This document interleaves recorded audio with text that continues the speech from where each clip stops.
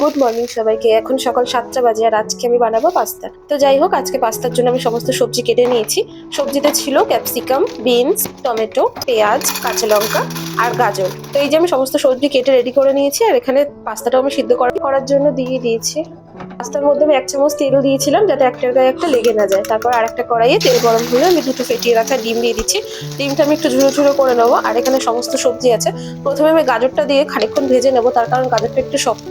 বাকি সবজিগুলো একসঙ্গে দিলে সবকটাই একদম পুরো নরম হয়ে গলে যাবে। তো যাই হোক, তারপরে দিয়ে দিলাম ক্যাপসিকাম, তারপরে বিনস, পেঁয়াজ, কাঁচা লঙ্কা, যা কিছু সবজি ছিল সব দিয়ে দিয়েছি। আর তার মধ্যে দিয়ে দেবো সেদ্ধ করে রাখা পাস্তাগুলো। তেলটা দেওয়ার কারণে পাস্তাগুলো দেখছি সিদ্ধ করার পরে একদম পুরো ঝরঝরে ছিল, একটার গায়ে একটা লেগে যায়নি।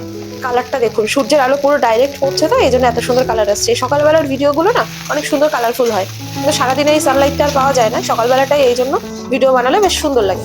তো এই যে আমার রেডি হয়ে গেছে পাস্তা, সবকিছু সুন্দর করে ভাজা ভাজা করে নিয়েছি। আর এই যে তারপর একটা বলে নামিয়ে নিলাম, ব্যাস পুরো রেডি আমাদের সকালবেলা না ব্রেকফাস্ট পাস্তা।